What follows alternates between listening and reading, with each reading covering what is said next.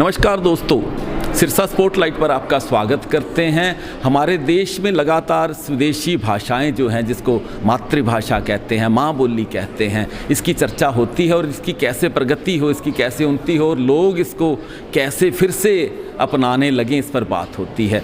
लेकिन इस पर एक संगोष्ठी हो रही है आज।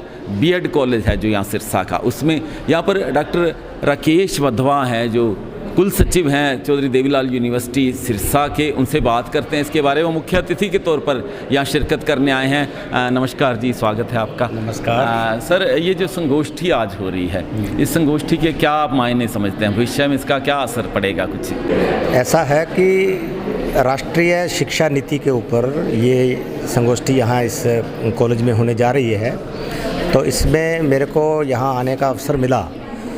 तो भारतीय भाषाओं के ऊपर नहीं, शिक्षा नीति को हमने जो राष्ट्रीय शिक्षा नीति इसको कैसे कार्यान्वित करना है, मुख्य रूप से ये बात है। तो आपको सभी को मालूम है कि जब से 2020 29 जुलाई को ये शिक्षा नीति लागू हुई है, सारे देश में उत्साह है।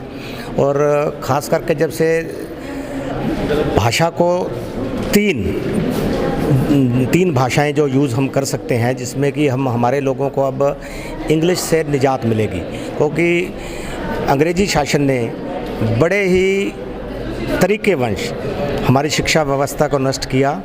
और जो लॉर्ड मैकाले जिसको बोलते हैं, मैं तो मैकाले बोलूँगा, कि मैकाले ने 2 फरवरी 1835 को क्लियरली ये संदेश दिया कि शिक्षा को अब समाज पोषित नहीं, गवर्नमेंट के अधीन कर दिया गया, जिससे कि हमारे सारे गुरुकुल जो थे वो इलीगल घोषित कर दिए। उसके बाद हमारे को इंग्लिश पढ़ने के लिए मजबूर किया गया। जब इंग्लिश में हम मजबूर किए तो हमारे में हीन भावना होना स्वाभाविक था, क्योंकि हमारे लोग परंपरागत तरीके से हिंदी और संस्कृत में बेसिकली उच्चारण करते थे।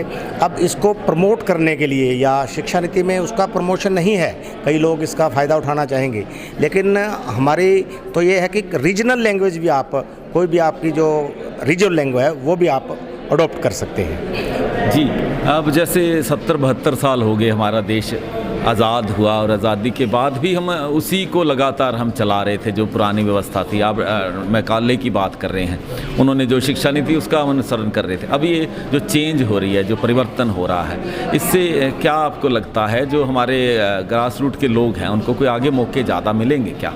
बिल्कुल मिलेंगे, क्योंकि आत्मनिर्भर भारत की ओर हम अग्रसर हो रहे हैं।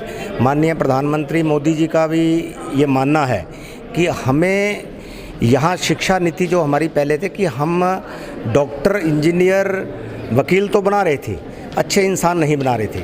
हमें जॉब प्रोवाइडर होना चाहिए, ना कि जॉब सीकर्स।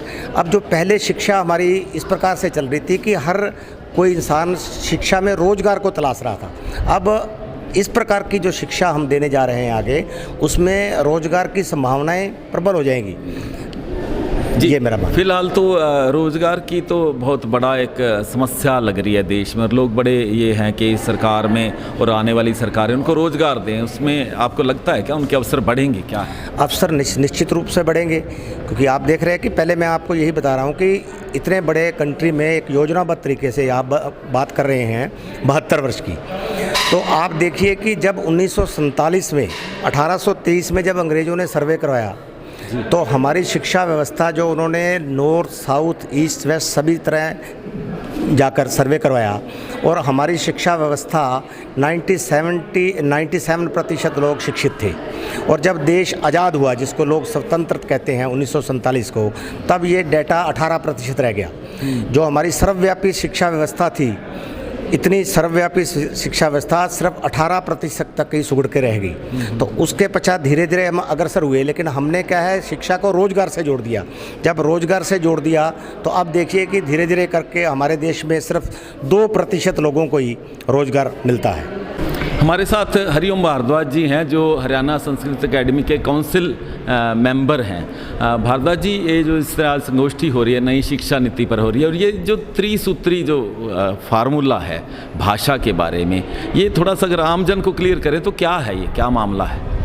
सबसे पहले तो मैं हरियाणा संस्कृत अकादमी की तरफ से आपका आभार व्यक्त करता हूँ। आज एक संगोष्ठी CM के कॉलेज में रखी गई है। हरियाणा संस्कृत अकादमी और CM के कॉलेज की तरफ से। तो इसमें मुख्य रूप से संस्कृत भाषा और अन्य भाषाओं का इस नई शिक्षा नीति में क्या स्थान है, इसके बारे में विचार किया गया है। तो जैसा आपने कहा कि भाई त्रिभाषा सूत्र क्या है, तो त्रिभाषा सूत्र में ऐसा है कि इस शिक्षा भाषाओं का ज्ञान बच्चे को होना चाहिए, ज़रूरी है। तो 3 भाषाओं में हम तो ये मानते हैं कि एक हिंदी संस्कृत की बात यदि लें, सबसे पहले मैं संस्कृत की बात करूं तो इसमें एक थोड़ा सा ऐसा रखा गया है कि भाई अन्य भाषा के रूप में आप पढ़ सकते हैं और दूसरी भाषाओं को भी पढ़ सकते हैं, लेकिन हमारा प्रयास ये रहेगा कि हम ज़्यादा से ज़्यादा संस्कृत पे बच्चों को पढ़ाएं। संस्कृत से संस्कार पैदा होते हैं। देखिए, अंग्रेजी व्यापार तो बढ़ा सकती है, लेकिन संस्कृत ही एक ऐसी भाषा है जो संस्कारों की जननी है।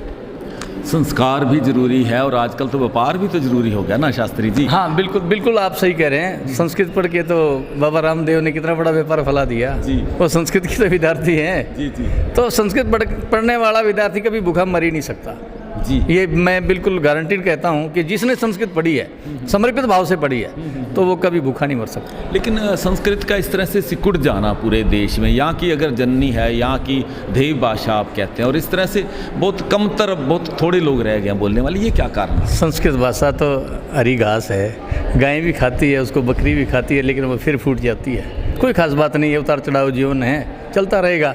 संस्कृत कभी ना मरी और ना मरेगी। इस प्रकार से ही संस्कार का संसार के सभी लोगों का संस्कार उत्थान में लगी रहेगी। नहीं, ये उत्थान हो और सभी लोग इसको अपना लें, ये तो बहुत गर्व की बात हो सकती है किसी के लिए भी। इसके लिए मैं सरकार से भी गुजारिश करूंगा और आमजन से भी गुजारिश करूंगा कि सरकार ने तो एक प्रावधान दे दिया कि भाई आप संस्कृत को पढ़िए अन्य भाषा के रूप में, तो ये हम सब का भी दायित्व बनता है कि हम सब इसको पढ़ें और अपने घरों में अपने बच्चों को पढ़ाएं। जी, शुक्रिया, धन्यवाद।